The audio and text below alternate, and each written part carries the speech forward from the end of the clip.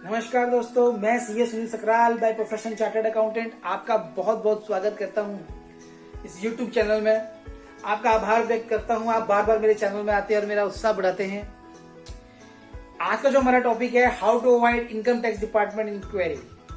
ये बहुत ही important topic है और ये जो टॉपिक है ना, ये शेयर करना बनता है। अगर आप हमारे नए श्रोता हैं तो आप इस चैनल को सब्सक्राइब कर लीजिए, वीडियो को लाइक जरूर कर देना। चलिए आगे चलते हैं। हम डिस्कशन करेंगे 10 पॉइंट्स के ऊपर।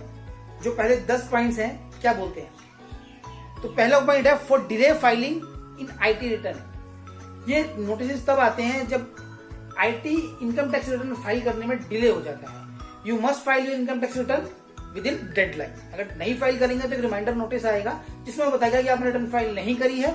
अगर नहीं करी है तो कर दीजिए, और कर दी है तो आप इसको इग्नोर कर दीजिए। Number 2, miss reporting long term capital gain from equity.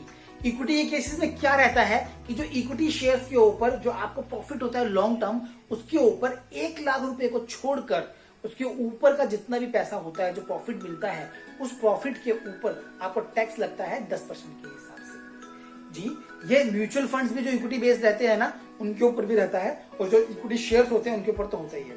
ज्यादातर लोगों को यह पता है कि म्यूचुअल फंड सही है, ज्यादातर लोगों को यह पता है कि शेयर मार्केट में ट्रेडिंग कर सकते हैं, पर उन्हें यह नहीं पता कि इसके ऊपर टैक्स भी देना है। अगर प्रॉफिट होता है तो भूल जाते हैं, ना वो कंसल्टेंट को बता पाते हैं और ना ही उनके कंसल्टेंट उनसे पूछते हैं। और इसके डॉक्यूमेंट्स को संभालना भी बहुत जरूरी रहता है।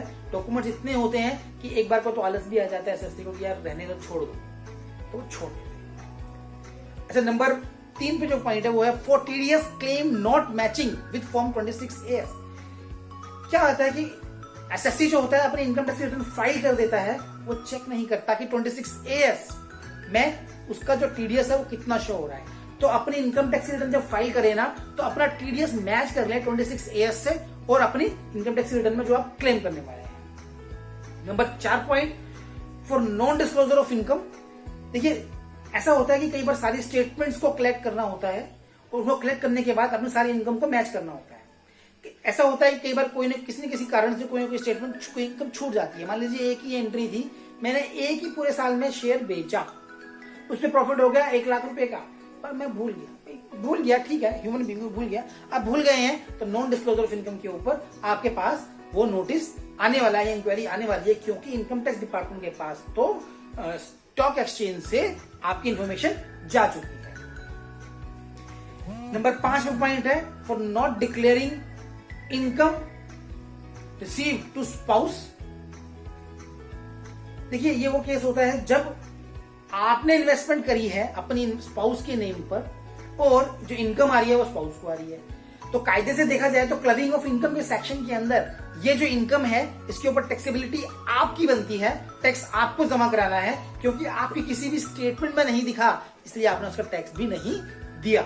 तो आप अगर ये टैक्स नहीं देंगे तो इनकम टैक्स डिपार्टमेंट का नोटिस या इंक्वायरी आपको। एक बार आगे चलने से पहले मैं आपको याद दिला दूं, फेसबुक पर जाइएगा, ऊपर जो लिंक दिया हुआ है, इस लिंक में जाकर इस पेज को आप लाइक कर लीजिए। लाइक करने से क्या होगा कि हमारी अपडेट्स आप तक और नजदीकी से पहुंचेंगी। चलिए, number 6 point for filing defective return. अगर रिटर्न डिफेक्टिव फाइल कर देते हैं तो भी आपको नोटिस आते हैं। कि डिफेक्टिव रिटर्न क्या होती है? डिफेक्टिव रिटर्न वो होती है कि मान लीजिए आपने रिटर्न फाइल कर दी ऑनलाइन, उसकी ई वेरिफिकेशन करना भूल गए या उस पर साइन करके उसको वहां बेंगलुरु भेजना भूल गए, तो वो रिटर्न डिफेक्टिव हो जाएगी, मतलब मानी जाएगी वो भरी ही नहीं गई है उस केस में। जनरल केसेस में क्या होता है कि अगर आपको form number ITR form number 1 आपको फाइल करना था, लेकिन आपने आईटीआर फॉर्म नंबर 2 फाइल कर दिया, तो भी ये रिटर्न डिफेक्टिव काउंट हो जाएगी और आपको ये नोटिस आएगा कि आपके डिफेक्टिव रिटर्न है, आप इसको दोबारा फाइल करें या इन्फॉर्मेशन को दोबारा दें। 7 नंबर पॉइंट है if you have done high value transaction. High value transaction के ऊपर हमने पिछले हफ्ते ही बहुत बढ़िया एक 10 पॉइंट्स का वीडियो बनाया है, उसका लिंक मैं आई मार्क में शेयर कर रहा हूं और डिस्क्रिप्शन में भी मैं इंपॉर्टेंट लिंक देने वाला हूं। तो आप उस लिंक को देखिए और उस लिंक के अकॉर्डिंग आप वो वीडियो देखने के बाद आपको समझ में आ जाएगा कि कौन सी हाई वैल्यू ट्रांजेक्शन होती हैं जिनको करने से या ना करने से आपको डिपार्टमेंट से नोटिस आ सकता है और आपको वो नहीं करनी है। अच्छा, हो गई है तो क्या करना है? जी कुछ नहीं करना है, आपको ये करना है कि जो कर चुके हो उसकी सारा ब्यौरा अपने पास रख लीजिए, जो ट्रांजैक्शन करी है उनका proper reply income tax department को आप दीजिए। अगर प्रॉपर रिप्लाई चला जाएगा तो आपका केस क्लोज हो जाएगा, अगर नहीं जाएगा तो क्या होगा, आपको दोबारा से रिप्लाई भेजना पड़ेगा, आपके ऊपर टैक्स भी लगा सकता है इनकम टैक्स ऑफिसर। इसमें जो है ना, आप अपने आप इसको हैंडल करने की अटेम्प्ट ना करें तो ज्यादा बेहतर होगा। एक प्रोफेशनल की सलाह ले लें जिनका काम ही ये होता है आपके लिए ये काम करना। तो नंबर 8 पे पॉइंट करें कि if your return is picked for scrutiny. देखिए कुछ सर्टेन पैरामीटर्स हैं जिसके ऊपर इनकम टैक्स डिपार्टमेंट जो होता है ना, रिटर्न की स्क्रूटनी करता है।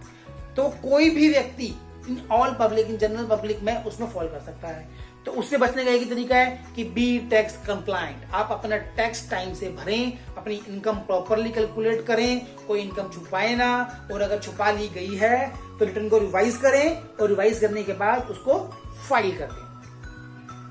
नंबर 9 पॉइंट है for setting of refunds against remaining tax payable. देखिए क्या होता है कि इनकम टैक्स का जो रिफंड होता है वो करंट ईयर में मान लीजिए आपका आ गया है, लेकिन पिछले सालों की कोई डिमांड खड़ी हुई है, तो इनकम टैक्स डिपार्टमेंट आपको नोटिस भेज देगा और वो आपको बोलेगा कि पिछले सालों का आपका टैक्स इतना बन रहा है, करंट ईयर का रिफंड इतना बन रहा है, कि क्या हम एडजस्टमेंट कर दें। अगर आपने पर्टिकुलर टाइम के अंदर रिप्लाई नहीं दिया तो वो एडजस्ट करके आपको रिफंड आपको भेज देगा। इसका बचने का क्या तरीका है? इससे बचने का तरीका यह है कि आप अपनी जो असेसमेंट्स हैं वो प्रॉपरली देखिए, पिछले सालों की ऑनलाइन साइट पे लॉगिन कीजिए और चेक कीजिए और देखिए कि आपके सारे असेसमेंट हो गए हैं या नहीं हुए हैं, कहीं कोई डिमांड तो नहीं खड़ी हुई है, कोई नोटिस तो नहीं आया हुआ है। तो ये सब बातें आपको जो कंसल्टेंट है ना वो आपको बता, कोई भी अच्छा चार्टर्ड अकाउंटेंट आपको इसके बारे में बता देगा जब आप उससे डिस्कशन करेंगे। तो देखिए 10वां point for tax evasion in earlier years. अगर पिछले सालों में कोई टैक्स इवेट कर दिया आपने, चाहे गलती से चाहे जानबूझकर, तो उसके ऊपर आपको नोटिस आ सकता है और आएगा ही आएगा। मान लीजिए कि इन्फॉर्मेशन इतनी सख्त है आजकल, जो इनकम टैक्स डिपार्टमेंट है उनके पास इन्फॉर्मेशन कहीं ना कहीं से पहुंच जाती है। देखिए मैं आपको नॉलेज अपडेट करने की बता देता हूँ। इनकम टैक्स डिपार्टमेंट के पास बैंक इन्फॉर्मेशन दे रहा है, इनकम टैक्स के पास आपकी रजिस्टरिंग अथॉरिटी इन्फॉर्मेशन दे रही है, स्टॉक एक्सचेंज इन्फॉर्मेशन दे रहा है, सेबी इन्फॉर्मेशन दे रहा है, और कई तरह के डिपार्टमेंट्स हैं जो उनको इन्फॉर्मेशन दे रहे हैं। तो उनके पास इन्फॉर्मेशन है, वो आज नहीं तो कल जब नंबर आपका आएगा तब आपसे पूछ लेंगे।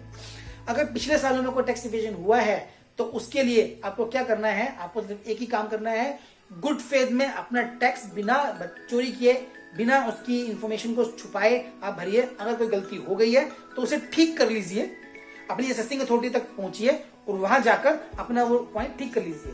देखिए एक किस्सा सुना देता हूं आपको मैं इसी बात पर। हमारा एक एसएससी पिछले साल हमारे पास आया, उसके पास एक नोटिस आया था अंडर सेक्शन 147(1) का, जिसमें उनसे पूछा गया था कि आपने सन 2000 अभी चल रहा है 2019 2013 में 13-14 के अंदर आपने एक प्रॉपर्टी बेची थी और उस प्रॉपर्टी का आपने जो बेचने पे जो प्रॉफिट हुआ उस प्रॉफिट के ऊपर टैक्स नहीं दिया। तो वो प्रॉपर्टी उनके पास आ गई थी, इंफॉर्मेशन आ गई थी। अच्छा दूसरा, आपके अकाउंट में उस साल 10-10 लाख की 3 बार ट्रांजैक्शन हुई है 3 अकाउंट के अंदर। इसकी इन्फॉर्मेशन दीजिए, ये हाई वैल्यू ट्रांजैक्शन है, जब आप वीडियो देखेंगे तो पता चल जाएगा। अभी वो जब एसएससी हमारे पास आए, पहले तो खुद ही करते रहे, इनकम टैक्स डिपार्टमेंट में ऑफिसर से वो बातचीत करते रहे और उनकी कुछ तू मैं भी हो गई, क्योंकि वो तो कहते हैं मैं सैलरीड एम्प्लॉय हूँ, मेरी थोड़ी ना कोई टैक्स बनता है इतना, जो आपने मेरे को इतना टैक्स बता दिया, जो पैसा है वो मेरा है। लेकिन उन्हें नहीं पता था कि एक साथ 10 लाख से ऊपर अगर जमा करवाएंगे तो वो किसी न किसी नेट में फंस जाएंगे। अच्छा 10 लाख से ऊपर जमा तो कराया, लेकिन उन्होंने क्या किया, प्रॉपर्टी बेची तो उसका टैक्स भी जमा नहीं करवाया। तो अब वो हमारे पास आए तो हमने उसका प्रॉपर रिप्लाई बनाया कि ये पर्टिकुलर प्रॉपर्टी इस साल में खरीदी गई थी, इसका सर्कल रेट ये था, जिस साल की आईटीआर मेरा एसएससी नहीं भर पाया था, आईटीआर ना भरने की पेनल्टी हम देने को तैयार हैं। उसके लिए हमने उनको प्ली लगाई, जो इंटरेस्ट बना इंटरेस्ट दिया, जो टैक्स बना वो टैक्स दिया, और उनका जो केस था वो क्लोज कर दिया। तो आज की वीडियो में बस इतना ही है। बार बार हमारे वीडियो में आने के लिए और हमारा उत्साह बढ़ाने के लिए बहुत बहुत धन्यवाद।